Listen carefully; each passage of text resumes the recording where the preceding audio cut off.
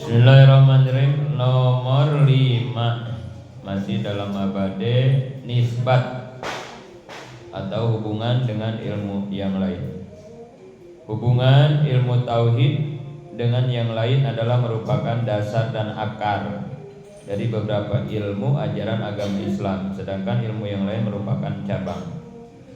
Jadi nisbat ilmu tauhid dengan ilmu yang lain, hubungannya ilmu tauhid itu adalah akarnya, sumbernya, pokoknya, sedangkan ilmu-ilmu yang lain adalah cabangnya, gitu ya, hubungannya. 6. Wadi, yang mempunyai gagasan, yang mempunyai ide, penemu, profesornya berarti. Ilmu tauhid pada pokoknya adalah dari para nabi dan rasul. Jelas ya. Pada dasarnya tauhid itu dari para nabi, para rasul yang langsung diajarkan oleh Allah melalui wahyu malaikat berarti ya. Kemudian disusun dan dibukukan. Pertama, ini yang menyusun yang pertama ini ya, yaitu Abu Hasan Al-As'ari dan pengikutnya, kemudian Abu Mansur Al-Maturidi serta pengikutnya yang dinamakan dengan golongan An-Najiyah, ahli sunnah atau Asy'ariyah. Jadi ingat-ingat, hafalin, ini harus hafal. Jadi kalau bicara ilmu tauhid, maka ini kalau akidah ahli sunnah ya, kalau akidah ahli sunnah wal jamaah, karena nanti ada juga yang bicara tauhid, ilmu tauhid, tapi nanti ikutnya bukan ke Abu Hasan Al-As'ari atau Abu Mansur Al-Maturidi, ada ya. Jadi nanti cara ngecek kita apakah ini akidahnya ahli sunnah wal jamaah atau bukan. Caranya tinggal tanya saja, ini pengambilan tauhidnya dari siapa? Kalau dari Abu Hasan Al-As'ari atau Abu Mansur Al-Maturidi, berarti aman, berarti ini akidah ahli sunnah wal jamaah. Atau kalau misalnya fikih, pengambilannya dari siapa nih? Oh, Imam Syafi'i atau Imam Maliki, Imam Hanafi atau Imam Hambali, mazhab yang 4. Oh, berarti akidah ahli sunnah wal jamaah, atau ibadah sesuai dengan kaifiyah ahli sunnah wal jamaah, gitu ya. Jadi kalau tauhid 2, ingat-ingat ini ya, penyusun pertamanya berarti Abu Hasan Al-As'ari dan Abu Mansur Al-Maturidi. Nomor 7, ismu, nama ilmu tauhid. Ada 8 ya nama ilmu tauhid itu. Jadi ilmu tauhid itu mempunyai nama 8. 1, ilmu tauhid yang paling masyhur, kita mengenalnya dengan nama ilmu tauhid. Ada juga namanya ilmu kalam, kemudian ilmu hakikoh, kemudian ilmu aqaid, ilmu usuluddin, aqaidul iman, ilmu uluhiyah, ilmu ma'rifat. Nah, itu semua adalah nama-nama ilmu tauhid. Jadi bebas kita mau bilangnya ini ngajinya ilmu apa, ilmu ma'rifat, ya sama-sama juga tentang tauhid berarti gitu ya. 8, istimdad atau sumber pengambilan. Dari mana sumber pengambilan tauhid? Dasar yang dipakai ilmu tauhid adalah dalil akli, kemudian dalil nakli, 2 ya. Sumber pengambilan tauhid itu dalil akli, berarti akal goriji ya. Yang kedua dalil nakli, Quran dan hadis. Jelas. 9, hukum syar'i, pandangan hukum syara. Bagaimana menurut hukum syara terhadap ilmu tauhid? Hukum syara atau hukum Islam mewajibkan dengan wajib ain. Kemarin udah kita bahas. Jadi mempelajari tauhid itu fardu ain ya. Apa itu fardu ain? Kewajiban individu, kewajiban masing-masing orang yang tidak bisa diwakilkan, namanya fardu ain. Seluruh mukallaf untuk mempelajari tauhid dan bertauhid.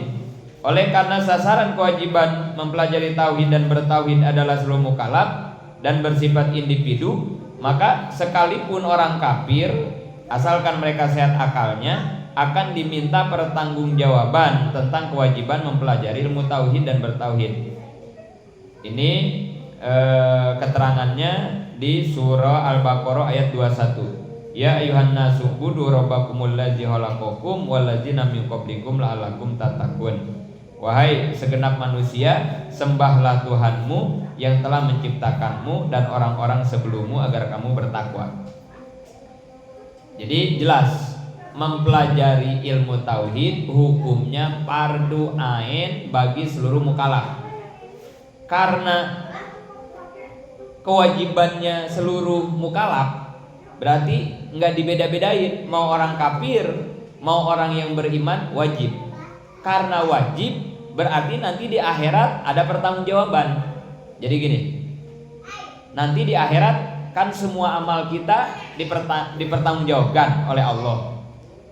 Tapi kalau orang kafir, urusan sholat, urusan puasa itu nggak ditanya. Kalau orang kafir mah ya.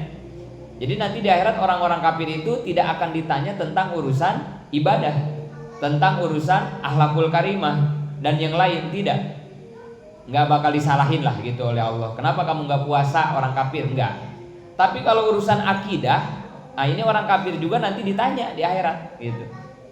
Karena kewajiban tentang urusan akidah mah yang ditujunya itu nas, manusia, berarti umum ya. Beda sama puasa. Kalau puasa mah kan tidak ya. Kutiba alaikumus siyam. Apa pertamanya? Ya ayyuhallazina amanu kutiba alaikumus siyam. Wahai orang-orang yang jadi kewajiban puasa mah hanya untuk yang beriman saja. Berarti kalau orang kafir nggak berkewajiban puasa. Karena tidak berkewajiban puasa, nanti di akhirat juga orang kafir tidak akan ditanya tentang masalah puasa. Sholat sama, yang diwajibkan kan orang beriman, sholat itu ya. Semuanya sama ibadah mah ya.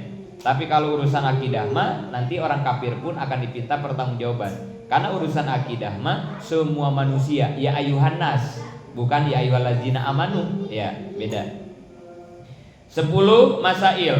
Masalah yang terkandung dalam ilmu tauhid apa saja? Masalah yang terkandung dalam tauhid adalah qaudiyah, logika dan bahasan tentang sesuatu yang pasti, wajibat.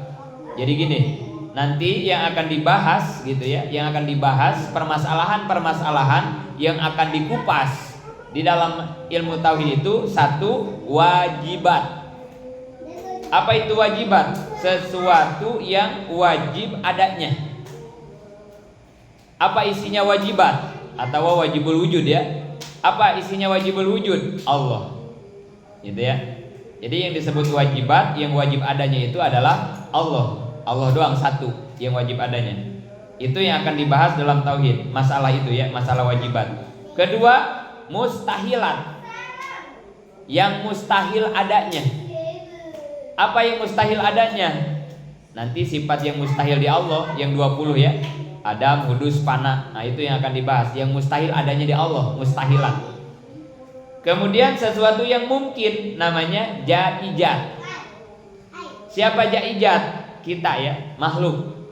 Jadi yang disebut jaizat, sesuatu barang mungkin isinya adalah makhluk. Jadi selain Allah disebutnya jaizat. Jadi 3 ya. Wajibul wujud, mustahilul wujud, mungkinul wujud. 3 masalah itulah yang nanti akan dibahas, dikupas di dalam ilmu tauhid. 3 doang ya. Beres masalah mabade ilmu tauhid yang 10. Lanjut bab kedua.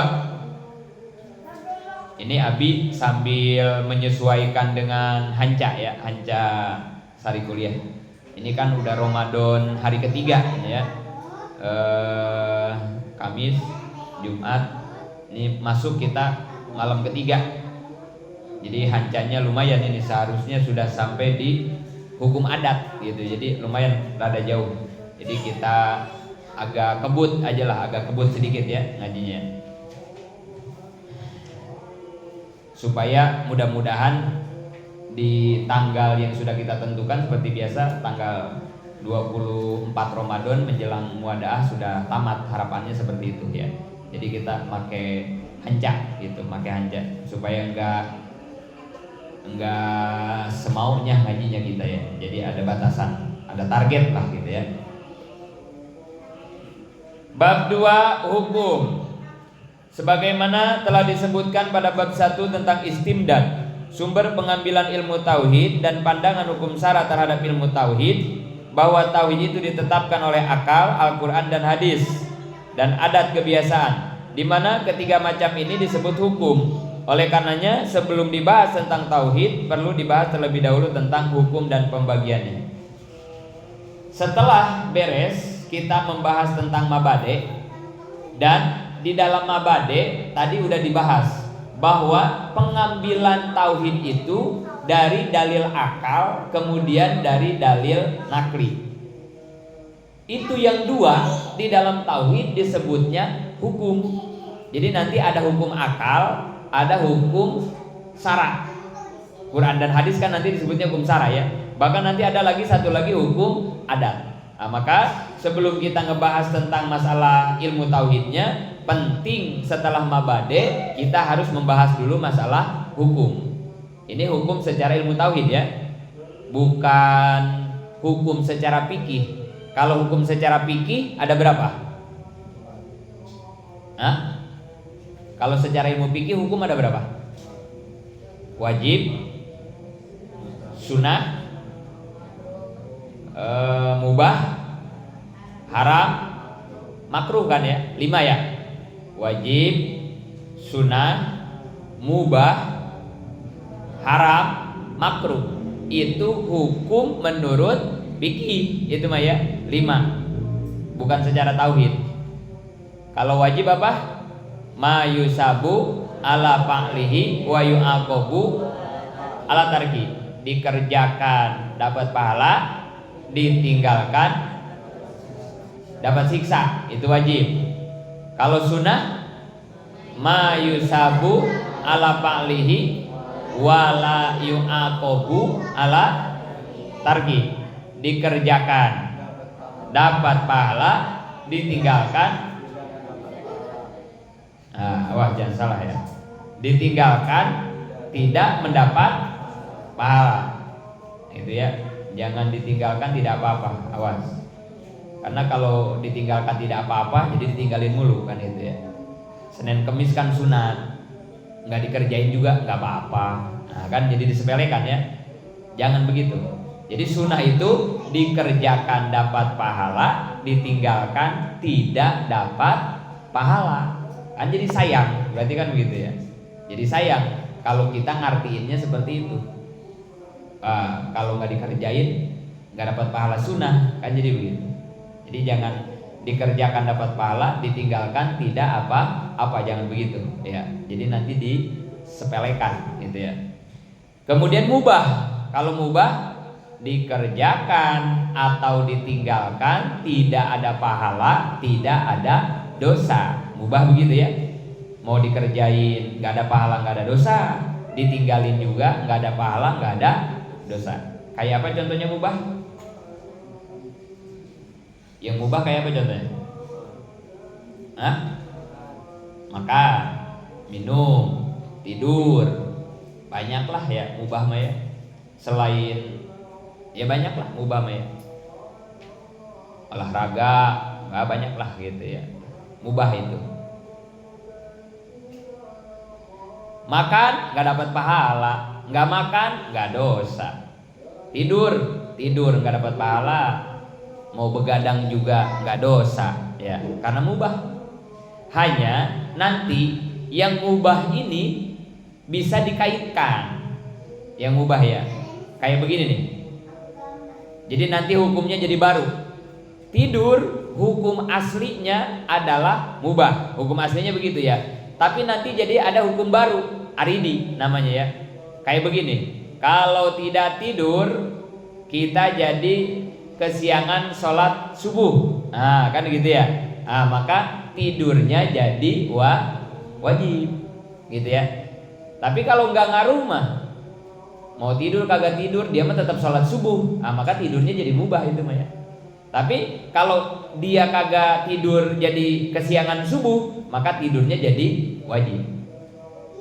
Atau kayak makan itu kan mubah.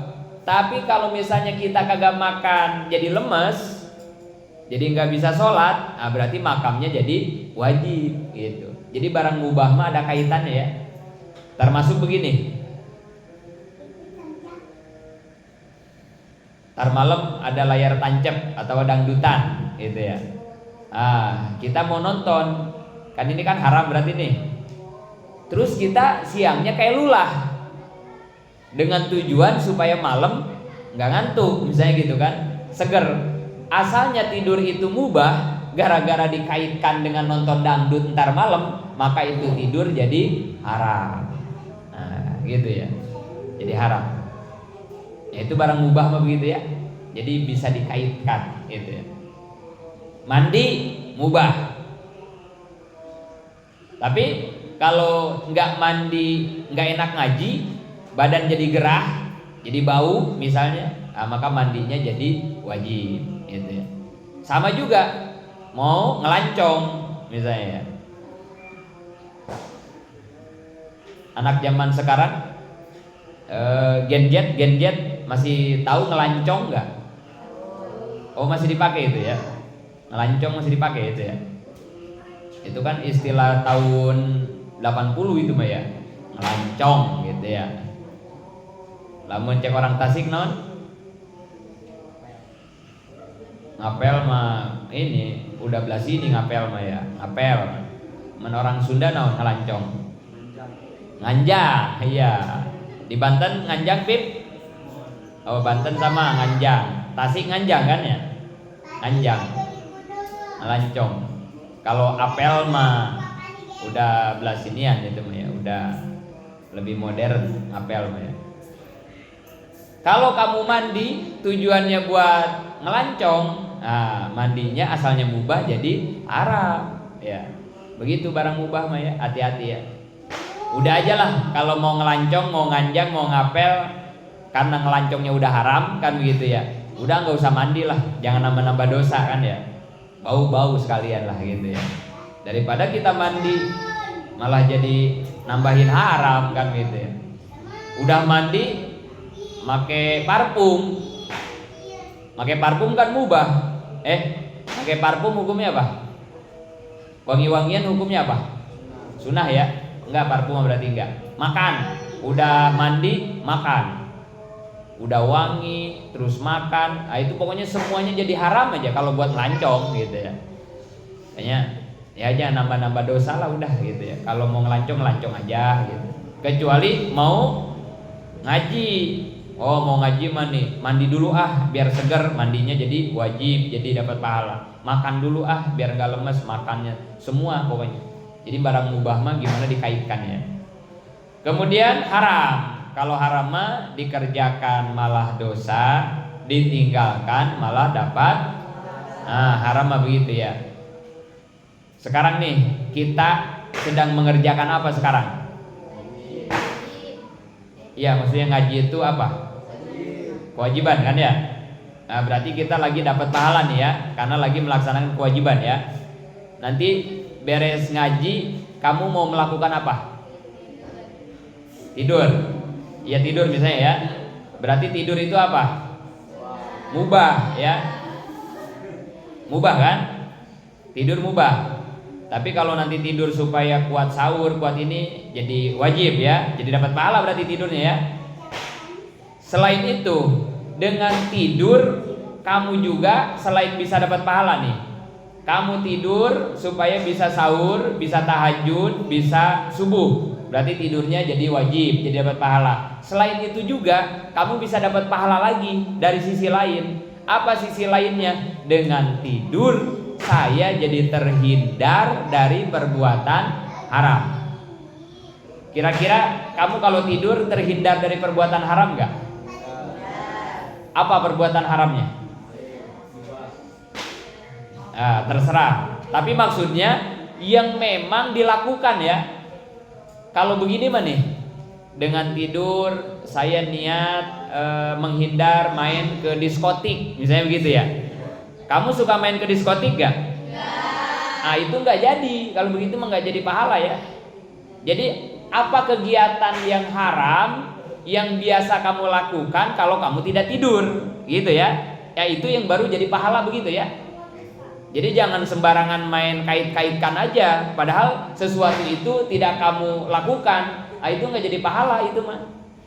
Ini mah yang biasa kamu lakukan. Biasanya nih kalau kamu kagak tidur ngomongin orang, misalnya kan begitu ya. Nah, maka itu dengan tidurnya jadi pahala, menghindar ngomongin gibah. Atau biasanya kalau kamu nggak tidur, main keluar komplek, ngelanggar, nah itu juga sama kayak begitu ya. Atau misalnya di pinggir ada dangdutan, tetangga hajatan, daripada kita nonton dangdutan tidur, nah itu jadi pahala begitu ya. Jadi tidur menghindar yang haram jadi pahala itu kalau pengharaman itu ada potensi memang kita lakukan. Tapi kalau nggak ada potensi kita lakukan mah enggak. Saya tidur supaya nggak ngebunuh orang, emang kamu suka ngebunuh orang? Kan enggak. Jadi kamu tidur nggak dapat pahala menghindar ngebunuh orang, enggak. Karena emang kamu tidak pernah membunuh orang, kan gitu ya. Jadi gitu ya, menghindar yang haram, yang mubah jadi pahala kalau diniatin menghindar yang haram. Yang haramnya yang memang ada potensi kita lakukan, gitu ya. Kalau tidak ada potensi nggak jadi, gitu ya. Kemudian terakhir makruh. Kalau makruh mah dikerjakan, dibenci Allah, ditinggalkan. Kalau makruh gimana? Dikerjakan, dibenci, kan gitu ya sama Allah. Berarti kalau ditinggalkan sebaliknya dari dibenci, dicintai, berarti kan itu ya. Begitu kan? Makruh itu kan sesuatu yang dibenci sama Allah. Ngerokok kan itu ya. Kayak Abi ngerokok, Mapip ngerokok. Iya, pengennya mah berhenti ngerokok ya. Tapi ntar sebenarnya ada lagi alasannya sebenarnya begitu ya. Ada lagi alasannya itu sebenarnya kalau ngerokok mah ya. Karena ngerokok itu bisa jadi wajib ya. Tapi kalau sama yang benci ngerokok nggak bakal diterima ini dalil kan itu ya. Ngerokok itu bisa wajib sebetulnya mah. Padahal aslinya makruh ya. Aslinya ngerokok itu makruh, tapi bisa jadi wajib. Bagi siapa? Bagi orang misalnya yang lagi kena masalah, misalnya masalahnya gede dan dia tenang kalau dia ngerokok. Kan manfaat rokok itu salah satunya relaksasi kan ya. Kenapa relaksasi? Karena orang ngerokok itu kan narik napas kan rileks itu begitu ya. Tarik napas dari hidung, keluarin dari mulut gitu. Itu salah satu manfaat ngerokok tuh itu sebetulnya relaksasi. Jadi kalau lagi banyak masalah ngerokok tuh lumayan gitu ya. Jadi bisa rada tenang lah gitu. Otak tuh lebih tenang gitu. Nah itu jadi wajib seperti itu. Atau kalau ngaji, ini kalau biasa yang suka pasaran ya. Biasanya kalau kayak Ramadan suka ada pasaran itu biasanya sampai sahur biasanya kalau Ramadan itu ya. Dari beres tarawih sampai sahur. Nah itu gurunya biasanya kiainya ada yang sambil ngerokok. Kenapa ngerokok? Karena kalau nggak ngerokok ngantuk. Nah maka itu ngerokok jadi wajib. Karena supaya menghilangkan ngantuk di waktu ngaji gitu ya. Kecuali gurunya Mang Apip. Siapa Mang Apip? Itu mah ngaji sampai sahur berarti ya. Ngaji sampai sahur tapi nggak ngerokok. Nggak ngerokok itu mah. Wah itu udah luar biasa itu mah ya. Model-model kayak Abi nyupir nggak ngerokok ngantuk kan gitu ya. Nah itu ngerokok lagi nyupir tuh wajib ya. Karena kita bawa nyawa. Kalau nggak ngerokok jadi ngantuk, tabrakan, wah kan bahaya, madarat ya. Maka jadi wajib itu ya. Tapi sekali lagi ya, dalil ini kalau sama yang kagak doyan rokok dibantah gitu ya. Dalil itu mah akal-akalan disebutnya ya. Padahal enggak, begitu memang. Ada yang wajib. Bahkan ada yang haram, ngerokok itu ada yang haram ya. Siapa yang haram ngerokok? Yang udah punya asma. Yang udah ngek-ngekan kan ya. Asma ya, yang punya sesak napas ya. Coba dah orang yang sesak napas suruh ngerokok kan tambah parah ya. Nah maka itu jadi haram. Jadi haram itu. Nih hati-hati nih. Kan kelompok Islam belah sana kan ada yang bilang bahwa rokok itu haram kan kata mereka ya. Mereka itu nggak percaya rokok itu makruh, nggak percaya. Apalagi rokok wajib, nggak percaya. Menurut mereka rokok itu haram. Haram udah nggak ada ampun, nggak ada tawar menang haram. Tahu alasannya apa? Padahal kalau mau bicara jujur, sebetulnya seblak juga bisa haram. Seblak itu kan halal ya. Sebetulnya bisa jadi haram seblak juga. Kalau dimakan sama siapa? Yang punya emah ya, punya emah kronis ya. Seblaknya pedasnya level 10 misalnya. Seblak orang dia udah punya emah, udah punya lambung, udah kronis, terus maksain makan seblak yang pedas banget. Haram itu. Itu seblak jadi haram. Jadi bilangin sama kelompok Islam belah sana, Pak bukan rokok doang yang haram, seblak juga bisa haram. Gitu. Takut dia kagak paham gitu ya. Jadi memang rokok haram, tapi bagi siapa? Bagi yang punya asma gitu. Haram. Tapi kalau yang nyupir, yang lagi ngaji pasaran sampai sahur, kalau nggak ngerokok jadi ngantuk, nggak ada cara lain selain ngerokok, wajib itu. Ngerokok jadi wajib. Tapi jangan diakal-akalin juga ya. Kalau emang bisa nggak ngantuk dengan ngopi doang, ya jangan ngerokok gitu ya. Kalau nyupir bisa makan permen nggak ngantuk, ya jangan merokok gitu ya. Ini memang kita yang tahu diri kita. Jangan diakal-akalin, hukum nggak bisa diakal-akalin gitu ya.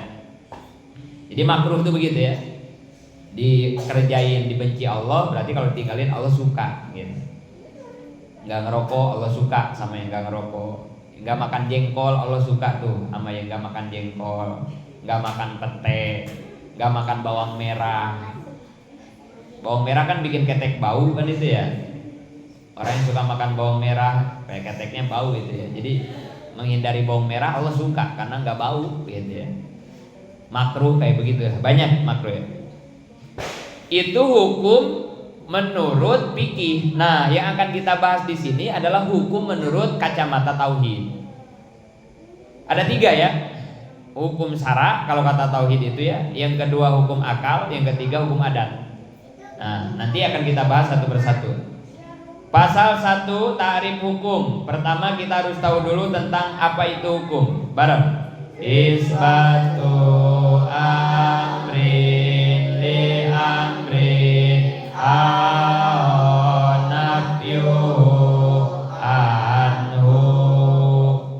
Yang disebut hukum kriterianya kategorinya 2. Ingat-ingat.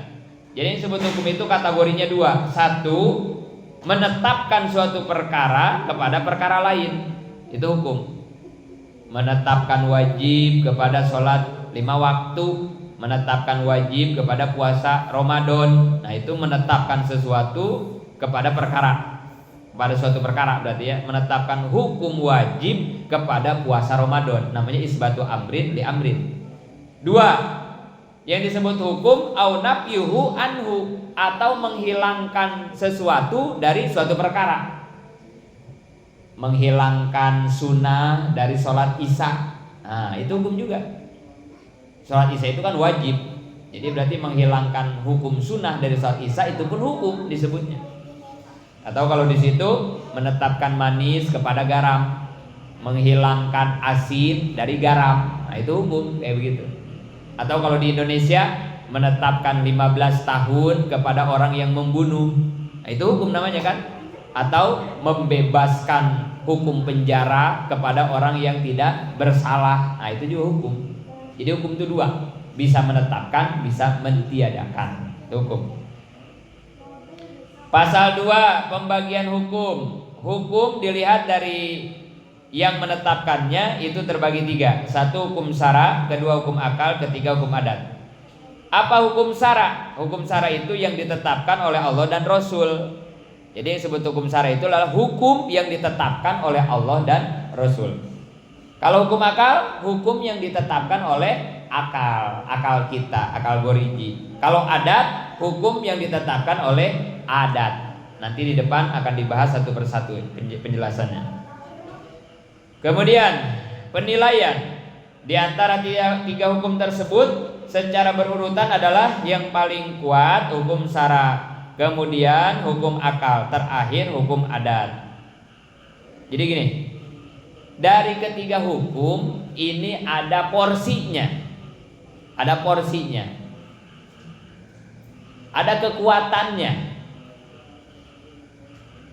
Ini penting kita pahami supaya nanti di dalam mengambil keputusan dalam beragama pastinya ya, kita nanti tidak salah mengambil keputusan kalau kita paham tentang porsi-porsi ketiga hukum ini. Orang yang menetapkan sesuatu pada tempatnya disebutnya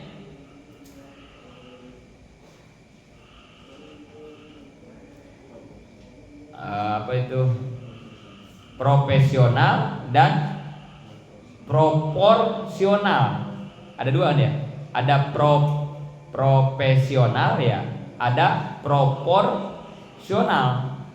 Kalau profesional adalah menempatkan sesuatu pada tempatnya, itu namanya orang profesional. Pekerjaannya profesional, orangnya disebut proporsional gitu, yang bisa menetapkan sesuatu pada tempatnya. Maka kita penting mengetahui porsi hukum supaya kita menjadi orang yang profesional, bukan amatiran. Kalau amatiran kan baru belajar, kan itu ya. Kalau orang profesional itu udah tepat, gitu ya. Dari ketiga hukum ini, hukum yang paling kuat syara, ranking 2 akal, paling lemah adat. Kenapa ini penting? Tadi supaya kita tidak salah ambil keputusan hukum. Nah, contohnya di bawah nih.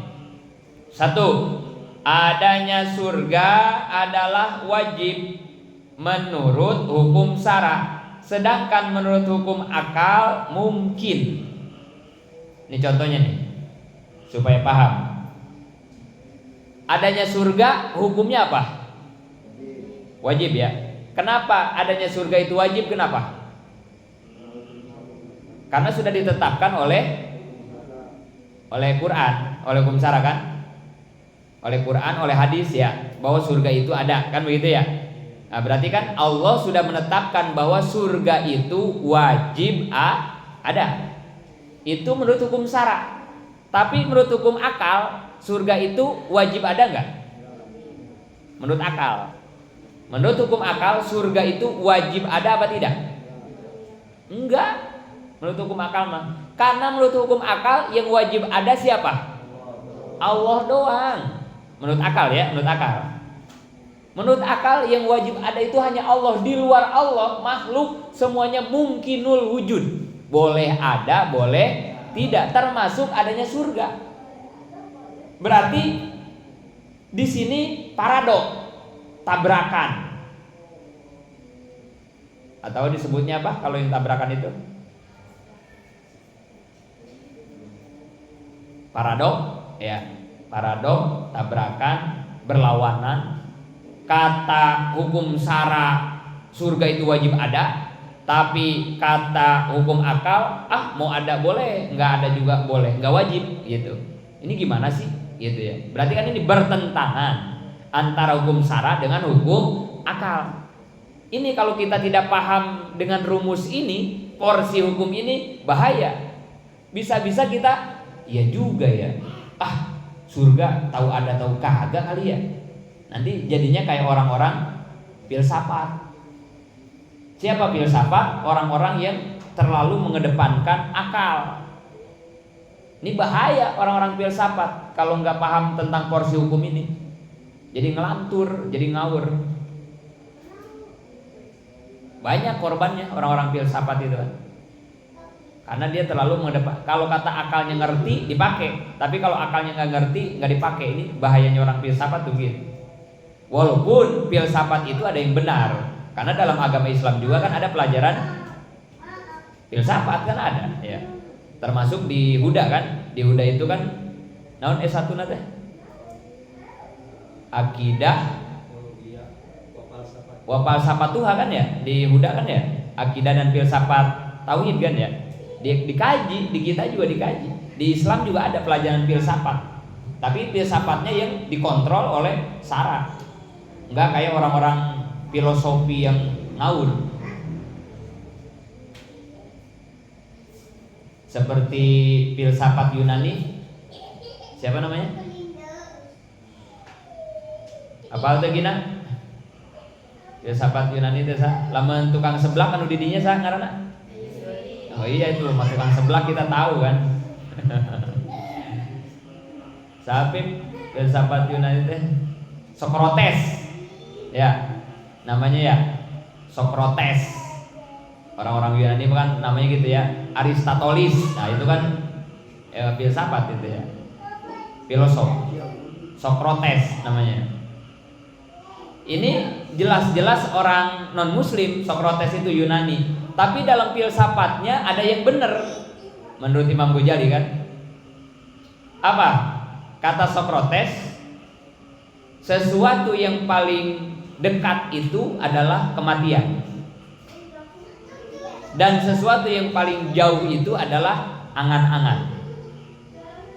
Benar kan itu ya? Hasil pemikiran yang benar kan ya? Sesuatu yang paling dekat itu adalah kematian, yang paling jauh itu adalah angan-angan. Ada nggak yang lebih dekat dari kematian? Ada nggak yang lebih dekat selain kematian? Buat kita kan ya, buat diri kita. Ada nggak yang lebih dekat selain kematian? Nggak ada ya. Yang paling dekat dengan diri kita itu adalah kematian. Kenapa kematian itu paling dekat dengan kita? Karena Allah tidak pernah ngasih tahu kapan kita mati. Ada nggak yang lebih jauh dari angan-angan, dari hayalan? Nggak ada ya. Yang paling jauh dalam hidup kita itu adalah angan-angan, hayalan. Kayak si Kabayan itu kan ya, boga punya telur satu ya, ngahayalnya sampai kamana boa kan gitu ya. Padahal dari telur satu. Sama kamu juga kan suka ngehayal juga kan itu ya. Ngehayal ya kemana aja ya. Padahal itu teh sesuatu yang paling jauh. Kenapa disebut jauh? Tahu terjadi, tahu kagak ya. Ayo dah jujur. Apa yang selama ini kita hayalkan emang pernah terjadi kan itu ya. Enak kali ya kalau lagi ngaji begini ada yang datang bawain seblak, misalkan gitu ya, kita ngayal ya. Tiba-tiba ada donatur datang bawain seblak. Dedek soba di sana, mainnya di sana. Jaki, sana Jaki. Jangan main di sini. Kita kan suka ngehayal begitu ya. Kan nggak ada yang terjadi ini kan itu. Mau acara nih kita diundang mau acara. Kita udah ngehayal kan ya. Wah, ini makanannya ini nih, amplopnya ini nih, kan gitu ya. Ayo dah, apa yang kita hayalkan nggak ada yang terjadi, nggak ada yang terjadi. Makanya agama melarang kita toma, ya, nggak boleh toma kan. Toma itu berharap kepada manusia, nggak boleh. Orang yang toma itu ujungnya satu doang, kekecewaan orang yang toma ya. Mau ke rumah kakak lebaran, kakak kan pengusaha, kayaknya ampaunya gede nih, gitu kan ya. Kita udah toma tuh kan sebelum ke kakak mau lebaran itu ya, ke rumah kakak, ke rumah uak misalnya, ke rumah pak de. Nyampe sono boro-boro ampau ya, dikasih kue lebaran juga kagak ya. Ya kecewa, orang yang toma kecewa. Hati-hati ya, harus dilawan banget itu toma itu. Terutama kita nih para ustadzah itu sama toma kita mah bersahabat banget kita sama toma ya. Bi, ntar malam tahlilan. Wah, Abi udah seneng banget itu kalau disuruh tahlilan ya. Udah kebayang kan, sampurna mil sebungkus, amplop 300.000, besek 2. Itu ya. Nggak tahu rumahnya orang biasa ya. Boro-boro dikasih segala macam ya. Pisang doang Bi, ini belum mateng. Alhamdulillah. Gara-gara toma itu ya kecewa mulu kita. Makanya udah lepas aja. Kalau udah dilepas tuh enak. Nah ini kembali lagi nih sama teori ilmu yang kemarin disampaikan materi ya. Hidup itu harus mengalir, dilepas aja, lepas gitu. Lepas aja. Karena ketika kita toma, kita sama aja menyekat rezeki kita. Rezeki kita di situ kata Tuhan. Kamu udah mendikte saya. Berarti kamu tahlil pengen rokok, pengen amplop, pengen kan didikte tuh sama kita ya. Allah angkat tangan. Ya udah lu buktiin aja lu tahlil. Akhirnya mah jong, gak dapat apa-apa kan gitu ya. Itu gara-gara kita menyekat, memaksakan kehendak keinginan. Allah tidak diikut sertakan di situ. Padahal buat Allah gampang banget ngasih rokok, ngasih ini buat kita tuh gampang banget. Asal syaratnya satu kata Allah, kamu jangan berharap ke makhluk. Karena yang ngasih rezeki aku kata Allah. Coba lepaskan kepadaku.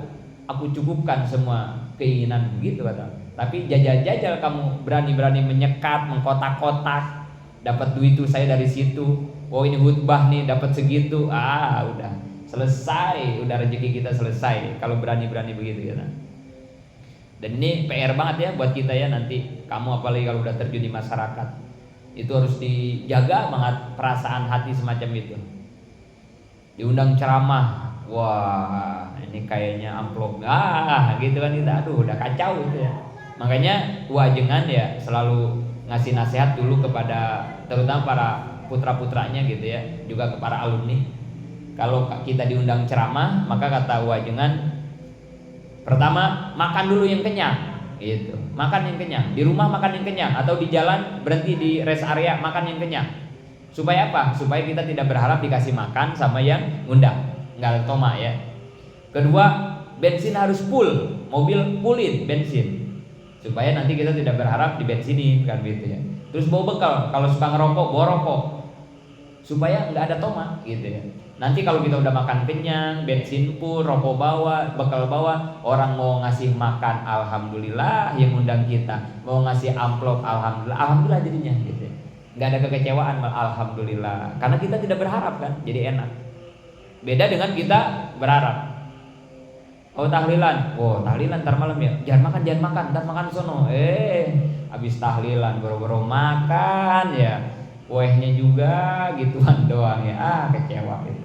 Jangan, tomat namanya, hilangkan. Jadi balik lagi ya, filsafat yang benar dipakai sama kita. Seperti tadi Socrates itu punya hasil pemikiran begitu. Yang dekat adalah kematian, yang jauh adalah angan-angan. Jangan dibalikin. Kita mah kematian kayaknya masih jauh banget. Kita begitu beranggapan ya, masih muda, masih kecil, masih sehat. Kita mah yang mati mah yang umur 70 tahun tuh yang udah batuk-batuk, saya mah masih panjang. Kita mah begitu ya. Terbalik, malah angan-angan dianggap dekat kita mah. Jadi hidupnya tuh ngehayal mulu kayak si kabayan kita mah ya. Ngayal mulu jadinya. Disebutnya kaum apa sekarang yang suka begitu teh? Kaum apa disebutnya itu? Yang suka ngehayal gitu, nggak ada kerjaan. Kaum rebahan ya. Kaum rebahan ya. Mainin TikTok, main gitu aja kerjaannya gitu ya. Kaum rebahan gitu ya. Nah, itu tukang ngehayal gitu ya. Kali aja nih judul nyangkut. Nah, gitu ya itu orang-orang tukang penghayal kelas kakap itu yang main judol kayak gitu kan ya. Deponya dari mana? Modal judolnya dari mana? Dari pinjol biasanya itu ya. Ini kacaunya sekarang tuh gitu ya. Pinjol, dapat pinjol langsung depo buat judol. Udah itu sempurna sudah itu ya. Kaum rebahan itu kalau udah begitu sudah. Ujungnya apa? Baygon biasanya. Kalau enggak tali udah gantung diri ya, dililit utang, pinjol, judolnya nggak dapat mulu, ujungnya hanya udah gantung diri, stres sudah itu ya. Itu kelakuan kaum rebahan itu ya, yang tukang ngehayal. Kan kalau judi begitu ya, nggak dapat penasaran kan itu ya. Oh kayaknya nih, coba pasang lagi nih, kayaknya dapat nih kan itu ya. Masang lagi, nggak dapat lagi, depo lagi kan. Terus saya penasaran karena ngehayal. Teman gua kemarin dapat, kan gitu ya. Terus kalau dapat, kalau judi gimana? Ketagihan, kan itu ya. Dapat sekali ketagihan. Kan itu judi mah ya. Kalah penasaran, menang tagihan. Udah nggak beres-beres, udah ya. Nggak beres-beres. Korban judol hari ini kan ya Allah ya. Prihatin ya. Bukan orang-orang pengangguran kaum rebahan doang ya. PNS, TNI, Polri, orang-orang yang udah kerja mapan jadi korban judol, akhirnya semua pekerjaannya hancur, utang di mana-mana. Ini luar biasa ini ya. PR kita, terutama kamu nanti ya. Kamu yang masih panjang masa depannya, masih punya anak. Ini tantangan terberat buat kalian ya. Bagaimana bisa menyelamatkan anak keturunan keluarga kita dari virus judol ini ya. Dan canggih luar biasa, mereka punya sistem ya. Ya. Jadi jangan, kenapa hukum syara itu lebih kuat daripada hukum akal? Supaya akal kita dikontrol, nggak kayak orang-orang filsafat tadi yang ngawur.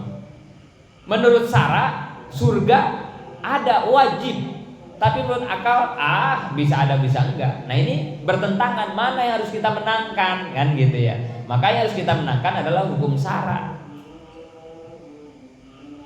Sering Abi contohin ya, kayak kita beli kopiah. Kalau kopiahnya kekecilan, gitu ya. Kalau kopiahnya kekecilan, kepalanya harus dikecilin. Apa beli kopiah yang gedean kan begitu ya? Kayak begitu kan gambarannya ya. Quran itu adalah mengontrol akal, bukan Quran ngikutin akal. Jangan kepala ngikutin kopiah. Emang mahalan kepala apa peci? Iya, ini pala kita sama kopiah mahalan mana harganya? Jauh kemana-mana lah. Hukum syara dengan hukum akal jauh kemana-mana. Lebih kuatan hukum syara. Berarti akal harus ngalah hukum syara. Masa iya kopiah kekecilan kamu minjem gerinda ke Mang Sipit? Kenapa kata Mang Sipit? Ini saya beli kopiah kekecilan Mang Sipit. Terus mau ngapain? Kepalanya mau digerinda sama saya biar stres kan orang begitu ya. Emang mahalan kopiah apa harganya sama kepala kita ya? Lah jangan dikecilin kepalanya. Beli lagi tuh kering. Kopiahnya ngerada gedean. Kopiah yang harus ngalah sama kepala. Karena kan mahalan kepala sama kopiah. Kalau orang yang ngikutin akal, ya sama kayak begitu. Ketika beli kopiah kesempitan, kepalanya yang digerinda sama dia kan itu ya. Udah digerinda dihamplas kan itu ya, biar bening sekalian ya. Stres ya orang kayak begitu kan ya. Itu gara-gara ya itu orang filsafat yang nggak berdasar gitu. 2. Adanya hangus. Menurut hukum adat wajib. Karena setiap yang terbakar pasti hangus. Sedangkan menurut hukum akal mungkin angus. Kalau menurut hukum adat hangus itu hukumnya apa? Menurut hukum adat hangus itu hukumnya apa? Wajib. Karena adat itu yang dipakai pegangan adalah karena bitikror sering terjadi. Hukum adat mah kan begitu ya. Tikror sering terjadi. Kita ngebakar kertas di sini angus. Yang di Bandung ngebakar kertas angus, di mana-mana setiap orang ngebakar angus.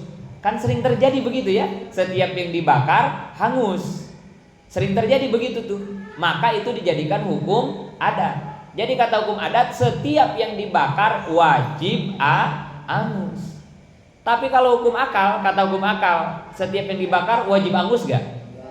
Jangankan yang dibakar, akal nih akal. Jangankan yang dibakar, surga saja surga, kata akal itu nggak wajib ada. Karena menurut akal yang wajib ada hanya Allah, gitu. Berarti di sini bertentangan ya antara hukum adat dengan hukum Kalau yang tadi antara hukum syara dengan hukum akal, yang tadi ya tentang surga. Kalau yang ini antara hukum adat dengan hukum akal. Hangus kata adat wajib, kata akal mungkin. Maka ini mana yang harus kita menangkan? Adat atau akal? Akal. Karena hukum akal lebih kuat daripada hukum adat. Berarti gimana? Kita wajib meyakini hangus itu mungkin. Boleh angus, boleh tidak. Yang dibakar itu boleh angus, boleh tidak. Buktinya mana? Nabi Ibrahim. Kalau memang hangus itu wajib, yang dibakar itu wajib hangus, Nabi Ibrahim harusnya hangus dong dibakar Raja Namrud. Tapi buktinya tidak. Gimana di Qurannya? Kul ya naru kunu bardan wasalaman ala Ibrahim. Kata Allah, hei api, jadilah kamu yang dingin dan menyelamatkan kepada Nabi Ibrahim. Terbantah kan ya? Oh iya benar. Adat kalah. Berarti nggak setiap yang dibakar itu harus hangus, walaupun kebiasaannya rata-rata yang dibakar hangus, tapi itu tidak menjadi ketetapan hukum. Karena menurut akal yang dibakar itu bisa hangus, bisa tidak. Buktinya Nabi Ibrahim. Sama kayak ngaji. Biasanya kalau orang ngaji ngerti apa enggak? Paham tidak? Bisa tidak? Bisa biasanya ya. Orang ngaji itu pasti bisa biasanya. Kata hukum adat berarti orang ngaji wajib pinter gitu kalau kata hukum adat. Karena rata-rata kalau orang ngaji pasti pinter. Kan enggak begitu kata akal. Enggak wajib. Mungkin orang ngaji itu mungkin bisa, mungkin tidak. Yang dimenangin yang mana? Akal. Dan itu yang terjadi. Nggak semua kan yang ngaji itu pinter. Ada aja tetap yang kagak ngerti mah, udah ngedengerin, udah nulis, udah ngulang-ngulang, tetap aja nggak ngerti, bodoh-bodoh, nggak hafal kan ada ya.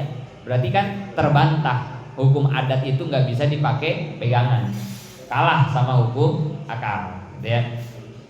Namun demikian Allah telah membuat hukum objektif sunatullah. Maka apabila Allah menciptakan hangus akan melalui proses sebagai berikut. Hukum objektif itu disebutnya apa? Hukum kaulitas. Apa?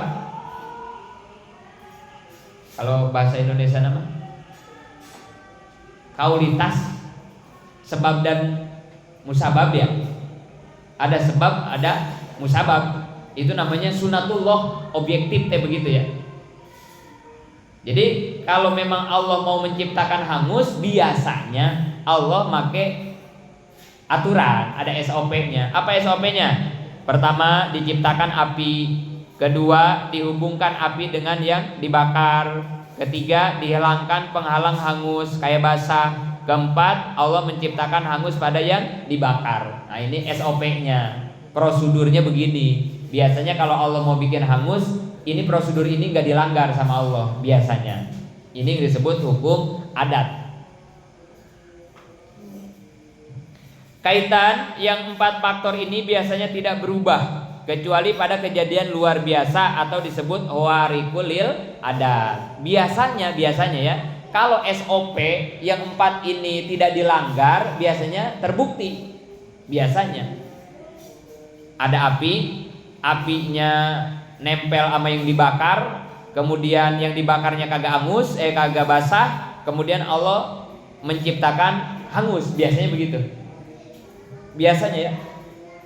Kalau ada api terus nempel ke kertas, apinya nempel ke kertas, kertasnya nggak basah, kering, berarti kan nggak penghalang. Itu biasanya kalau SOP itu terjadi, maka akan terjadi hangus. Biasanya begitu. Biasanya kebanyakan begitu. Biasanya begini nih, kalau ada santri bawa kitab, belajar, ngedengerin apa yang disampaikan oleh guru, biasanya beres ngaji, paham, ngerti biasanya. Kecuali kalau terjadi sesuatu yang di luar kebiasaan, namanya hawarikul adat. Ada kejadian hawarikul adat itu menurut tauhid, seperti kejadian Nabi Ibrahim. Nabi Ibrahimnya kering, nggak basah ya.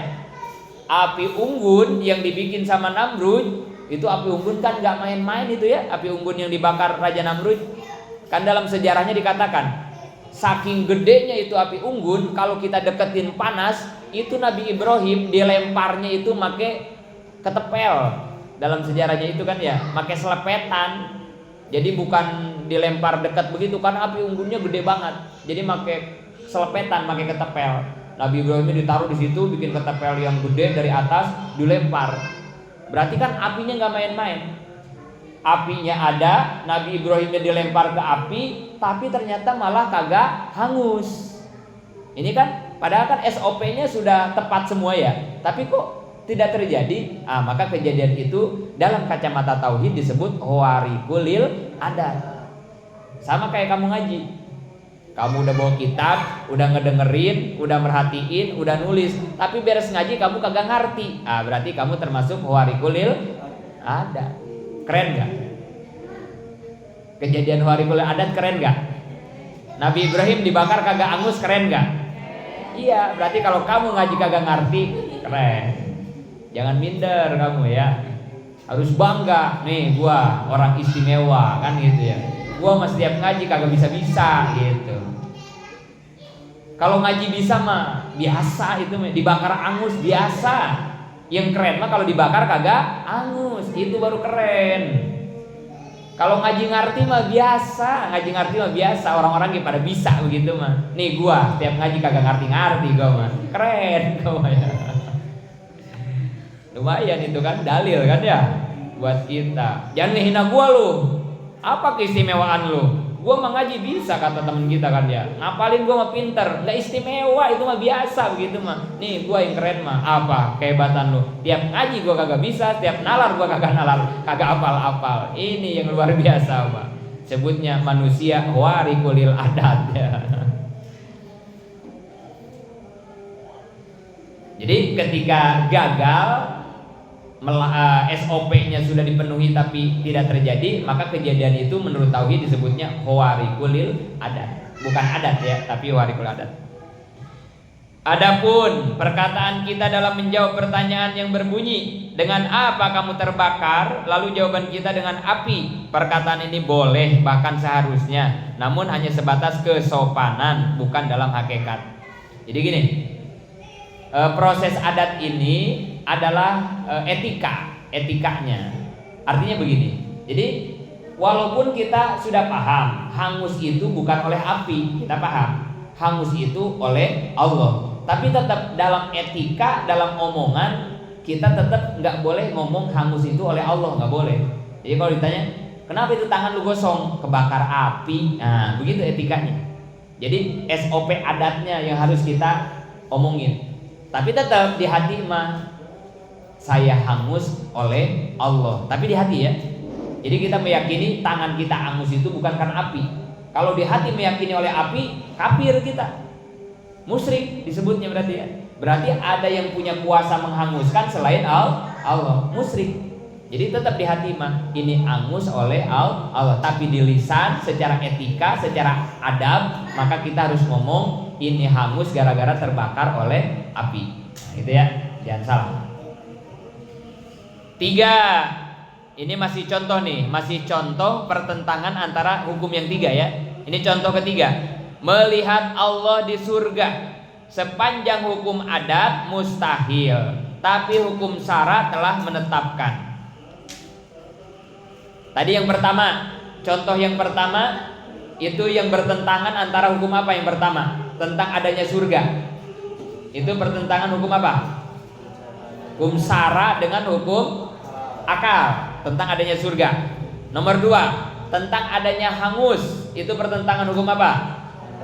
Hukum adat dengan hukum. Nah, ini yang ketiga, pertentangan hukum adat dengan hukum syara. Coba kira-kira hukum adat sama hukum syara yang harus dimenangin yang mana? Jauh tuh ya. Hukum adat kan paling lemah. Hukum akal aja kalah, hukum syara apalagi hukum adat. Contohnya kayak begini, melihat Allah di surga. Kalau kata hukum adat itu wajib apa mustahil? Wajib apa mungkin? Mustahil ya. Wajib apa mustahil? Melihat Allah di surga. Menurut hukum adat itu mustahil terjadi. Kenapa mustahil? Karena nggak biasa. Emang udah ada yang ngelihat Allah di surga, ada belum? Belum. Maka karena belum pernah terjadi dan terjadinya juga ya jangankan sering, terjadi juga belum pernah, maka menurut adat mustahil. Nggak mungkin kita ngelihat Allah di surga, nggak mungkin. Gitu kata hukum adat mah. Karena kan acuan adat mah karena sering terjadi ya, karena kebiasaan. Sedangkan orang yang melihat Allah di surga kan belum ada. Berarti menurut adat mustahil. Tapi menurut hukum syara dijelaskan di Quran ya. Wujuhu yauma idzin nazirah ila rabbika nazirah. Ya. Nanti wajah-wajah ahli surga itu bersinar. Kemudian nanti kita di surga akan melihat Allah. Itu ya. Itu kan dalam Quran sudah ditetapkan. Kalau di dunia kita bisa nggak ngelihat Allah? Nggak. La tudrikuhul absor wa huwa yudrikul absor. Sampai apa peribahasanya? Sampai belut buluan, lebaran monyet, kiamat tinggal 2 hari lagi. Nggak mungkin di dunia kita bisa melihat Allah, nggak bisa. Botak satak maling kerak, beak dengkak, etalah, mana nggak bisa ngelihat Allah di dunia, nggak bisa. Jadi kalau ada orang yang bilang saya sudah melihat Allah, jelas, tegas kita nyatakan sesat, karena nggak ada ceritanya manusia bisa melihat Allah di dunia, nggak bisa. Kapan kita bisa melihat Allah? Nanti kalau kita masuk surga. jelas ayatnya ya. Dan senikmat-nikmatnya nikmat yang Allah berikan kepada hambanya adalah ketika Allah mempersilahkan hambanya bisa melihat zat Allah. Tapi jangan dibayangin dari sekarang, nggak boleh ya. Jangankan Allah ya, surganya aja kan dikatakan ya nggak bakal terbayang oleh akal kita ya, nggak bisa. Kenikmatan surga aja kan nggak bisa dihayal-hayal, dibayang nggak bisa, nggak kuat kita. Itu surga makhluk Allah, apalagi ngebayangin Allah. Kayak apa ya Allah, nggak boleh ya. Nggak kuat otak kita. Ntar aja lah kejutan. Kalau kita masuk surga, nanti kita bisa melihat Allah. Dan itu senikmat-nikmatnya nikmat yang Allah berikan ke kita ketika kita mampu melihat zat Allah. Benar gak kebayang ya. Dan memang tidak akan terbayang ya.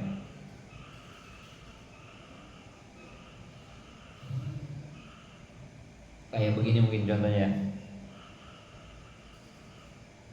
Kamu tahu nggak yang ngebangunin pesantren ini, tahu nggak? Ada yang tahu, ada yang enggak ya? Ini yang ngebangunin, yang ngebiayain pesantren ini, ada yang tahu nggak? Ada yang tahu, ada yang enggak lah ya. Ini kita kan salah satunya ya, sponsor utama yang kita bisa ngecor sampai ke atas. Ini kan satu orang sponsor utamanya ya, walaupun kita juga minta dari yang lain, tapi sponsor utamanya satu orang. Kurang lebih sebulan itu ngasih ke kita itu 35 jutaan lah sebulan untuk pembangunan, untuk tukang semuanya dah. Ini bangunan kan sudah hampir 2 tahun ya. Bisa dibayangin ya, 30 juta lah kali setahun. Udah gede banget ya. Orangnya berarti baik banget kan ya. Orangnya baik banget kan ya, luar biasa ya. Orangnya luar biasa. Nah, Abi ngomong begitu kepada kamu kan terlintas di hati ya. Siapa sih orangnya? Kan gitu ya. Baik amat sih dia. Kaya amat sih. Kan pasti begitu kita ya. Nah, nanti begitu kamu ketemu sama orangnya, misalnya Abi kasih tahu nih orangnya, kamu ketemu tuh sama orangnya. Kira-kira kamu takjub gak? Pasti kan ya, karena udah kebayang jasanya kan ya. Udah kebayang jasanya kan. Ini baik banget orang, kaya banget kan. Kita kan penasaran, siapa sih kan ya. Begitu ketemu, ya Allah kan itu. Takjub kita pasti, takjub. Itu kepada makhluk ya. Tapi ini yang ngebangun ini dia nggak mau dikasih tahu, dia mah nggak mau. Maunya Pak Ustadz jangan bilang-bilang ya gitu. Ini hebatnya beliau gitu ya. Nggak mau dia dikasih tahu. Jangan dikasih tahu gitu. Kepada siapapun jangan. Ini luar biasa. Waktu Isra Mi'raj hadir kan gitu ya. Ya cuman kalau nggak dikasih tahu kan kamu nggak tahu jadinya. Hadir orangnya. Karena dia nggak mau dikasih tahu. Tapi kita bakal takjub melihat orang-orang yang soleh semacam ini kan. Ini baru makhluk, apalagi Allah. Ya Allah. Kita dikasih napas sama Allah. Dikasih mata dengan penglihatan. Makan, kasih nikmat sama Allah. Coba kemarin waktu corona ya, ada yang mati rasa kan dari corona itu ya. Yang lagi zaman corona kan ada yang rasanya mati kan ya. Sama ini ya apa, hidung ya, nggak ada bau ketek, nggak ada bau parfum lagi corona mah ya. Iya kan? Nggak ada bau apa-apa kan ya. Enak gak begitu? Ya Allah, tersiksa banget kita kan ya. Tapi Abi mah enggak, alhamdulillah dari corona enggak ngalamin begitu, enggak gitu ya. Tapi bisa dibayangin gak enak. Allah memberikan, ya Allah, ini hidung bukan knalpot bajai kan gitu ya. Bisa tahu kita ya. Oh ini mangga, oh ini duren, oh ini minyak merek. Ya Allah, ya Allah. Teknologi canggih macam apa bisa membuat mesin seperti hidung? Coba. Nikmat yang Allah luar biasa berikan kepada kita ya Allah. Kaki dengan jalannya ya, tangan dengan, ya Allah. Coba dah. Nih jempol kamu nih, jempol nih kena cutter. Jempol kamu nih di sini nih kena cutter nih. Kena cutter perih. Coba kamu mandi, nyampo, nyabun, sama nyikat gigi, kalau ini perih, enak gak? Tersiksa banget. Ini segini doang kena cutternya, jempol doang dikit itu juga udah nggak enak banget, tapi Allah hilangkan ketidaknyamanan itu. Sehat semua jari-jari kita 5, ya Allah, nikmat luar biasa.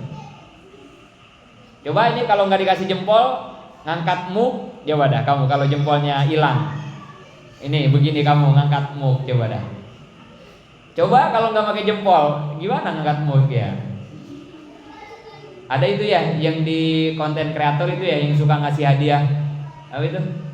Ayo angkat ini, tapi ini jangan. ayo bintang, ambil air ini ambil, tapi tutupnya jangan diangkat. Ada itu ya, yang itu apa itu siapa itu ya? Ayo 2 juta bintang, 2 juta ayo habisin air ya di sini ayo. Itu Abi suka ngeliatin, lucu juga dia ya, ini ekspresinya gitu ya. Ayo pakai logikanya gitu. Tapi bagus-bagus itu dia ide-idenya ya, ada aja gitu ya. Tapi banyaknya mah kejebolan dia juga ya. Pada bisa semua diakalin sama dia. Kalau udah kejawab dia ngulang dikit ya. Menyesal ya, aduh kirain susah kan itu. Itu ya, bayangin ya Allah, nikmat Allah ya. Bayangin kita kalau gak dikasih jempol, ini ngangkatmu gimana coba? Ayo pakai logikanya aja. Gak bisa ya, gak bisa. Megang HP kalau nggak pakai jempol ya, begini kita pegang HP ya, atau begini kali ya, nggak enak banget begini gitu ya. Kalau jempolnya hilang, tapi pas Allah kasih 5 dengan fungsinya masing-masing, nggak 6 juga ya. Kalau 6 juga gimana jadinya kan 6 ya, jadi keganjal ya, luar biasa ya. Ini kuping kita kan bukan kayak kaca spion ini kuping kita ya. Bahannya ini pabrik mana ini yang bisa bikin bahan kayak kuping ini ya? Kagak keras, kagak lembek, nggak keras kan tuh ya. Terus nggak lembek kayak jamur apa itu yang hitam tuh, jamur kuping itu yang hitam ya, kan itu mah lembek ya. Tapi ya Allah, elastis pas ukurannya ya. Ini kalau keras bisa dibayangin ya, ganti bantal kita tiap hari ya. Pas tidur miring sobek bantal ya. Kalau keras, selain sobek tidur jadi keganjal kan ya, nggak enak banget keganjal kan itu ya sama kuping kalau keras. Terus kalau lembek kayak jamur kuping, kalau lagi naik motor kacau ya, repek kan keanginan ya pasti. Tapi pas, pabrik mana yang bisa ya Allah, bahan renungan buat kita ya Allah. Apakah semua itu tidak membuat kita semakin penasaran bertemu kepada zat yang telah memberikan semua ini kepada kita? Kan konyol, sama yang ngecor ngebangunin pesantren kita aja. Abi ngomong begitu tadi, kamu sudah ada kepenasaran ya? Siapa sih orangnya? Soleh amat sih, baik amat. Pengen kita ketemu kan sama orang itu ya? Kalaupun kamu tidak pengen ketemu ya konyol juga berarti kamu ya. Nggak tahu diri ya, kita udah dibangunin tapi sama orangnya nggak pengen ketemu kan, itu yang nggak penasaran. Nah, konyol berarti ya. Apalagi sama Allah yang memberikan segala nikmat yang luar biasa ini. Kalau tidak ada kepenasaran kita pengen ketemu, parah berarti ya. Pasti kita pengen. Dan ketika kita ketemu dengan zat Allahnya, udah nggak bisa dibayangin. Kita takjubnya, udah nggak bisa dibayangin dah itu. Maka itu melihat Allah itu nanti menjadi nikmat kita yang terbesar. Jangan memprovokator dong. Main Robin Pakna aja deh. Baru juga 1 jam ngajinya deh. Pada hakikatnya antara hukum syara dengan hukum adat tidak terdapat pertentangan yang prinsipil. Hal ini dibuktikan dengan adanya sebuah definisi, al-adatu muhkamatun syar'an. Hukum adat landasan hukum syara. Contoh, hukum syara memerintahkan seluruh manusia melihara kesehatan, begitu pula hukum adat bahwa kesehatan wajib diperhatikan. Jadi pada dasarnya mah nggak ada secara prinsipil hukum-hukum yang 3 ini bertentangan, itu nggak ada. Pada prinsipnya semua hukum ini saling menguatkan, berkaitan dan saling menguatkan, gitu ya. Pada dasarnya, pada prinsipnya. Sampai situ, nanti kita lanjutkan pasal 3 hukum syara. Mudah-mudahan manfaat. Amin ya Allah ya Rabbal alamin.